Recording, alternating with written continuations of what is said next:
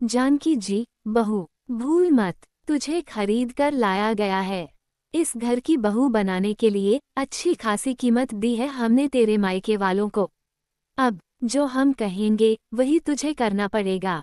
और खबरदार, जो अपनी जबान चलाई तो। जानकी जी, अरे, उसकी तरफ क्या देख रही है? इधर मेरी तरफ देख, मुझसे बात कर। तेरे पिता की तो हैसियत भी नहीं थी तेरी शादी करने की। वो तो हम लोग थे जिसने शादी का पूरा खर्च उठाया। अरे, बेटियों को लोग दहेज देकर विदा करते हैं, पर तेरे पिता ने शादी का हर खर्चा हमसे करवा दिया। लोग तो अपनी बेटियों के घर का पानी भी नहीं पीते, लेकिन तेरे पिता ने तो हमारा घर ही लूट लिया। और बदले में क्या दिया?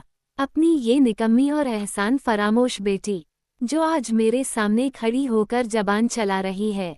माधवी, मम्मी जी, कैसी बात कर रही हैं आप? वो मेरे पिता हैं, ऐसे कैसे छोड़ दूं? और पापा तो सिर्फ हाल चाल पूछने के लिए ही फोन लगाते हैं, इसके अलावा तो कोई बात करते नहीं हैं। मुश्किल से 1 या 2 मिनट ही तो बात होती है हमारी। माधवी, माफ करना मम्मी जी, पर आप मुझे खरीद कर नहीं लाई हैं। बाकायदा अपने बेटे से शादी कराकर बहू बनाकर इस घर में लेकर आई हैं। हमने तो नहीं कहा था आपसे शादी का पूरा खर्च करने के लिए। हम तो सामूहिक सम्मेलन में भी शादी करने को तैयार थे, क्योंकि हम अपनी स्थिति बहुत अच्छे से जानते थे। पर आपने तो अपनी इज्जत के कारण इतना खर्चा किया था, और अब उसे नाम कुछ और ही दे रही हैं।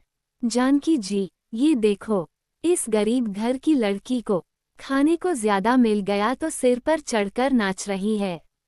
एहसान फरामोश कहीं की। अरे, तुझे ऐशो आराम की जिंदगी दे दी, नहीं तो किसी गरीब घर में पड़ी होती। हमारा एहसान मानने की जगह हमारे ही सिर चढ़कर नाच रही है। माधवी, मम्मी जी, मुझ गरीब घर की लड़की को बहू बनाकर आपने भी कोई एहसान नहीं किया है। और मुझसे बेहतर आप जानती हैं कि मैं आपकी बहू कैसे बनी।